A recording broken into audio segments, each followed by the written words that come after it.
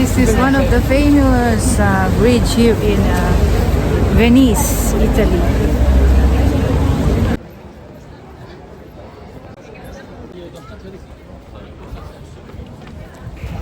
Hola amigos, buenos dias. Welcome to Rialto Bridge. The Rialto Bridge is the oldest of the 4 bridges spanning the Grand Canal in Venice, Italy, connecting the districts of San Marco and San Polo. It has been rebuilt several times since its first constructions as a pantoon bridge in 1173 and is now a significant tourist attraction in the city. Why is the Rialto Bridge in Venice famous?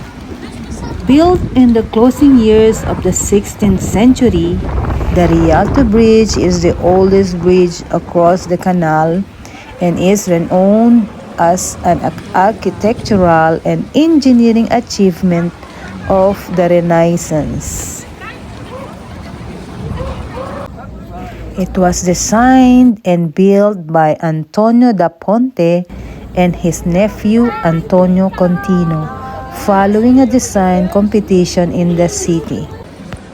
This is what we see.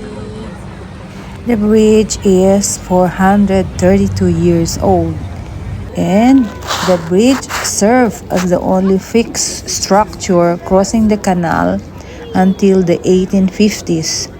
Prior to that, pedestrian crossings at other locations were done by gondola ferries. The Rialto Bridge consists of a single stone arch span that supports a broad rectangular deck carrying 2 arcades of shops fronting on 3 roadways. Side of the bridge, the middle side. Why should tourists visit Rialto Bridge? The Rialto Bridge is the oldest of the 4 bridges to cross the Grand Canal of Venice. It is also the most famous in Venice thanks to its peculiar history and design. For many years, the overpass was the most important financial center in Venice. Amigos, yan po ang konting kaalaman na maibabahagi ko sa inyo about Rialto Bridge.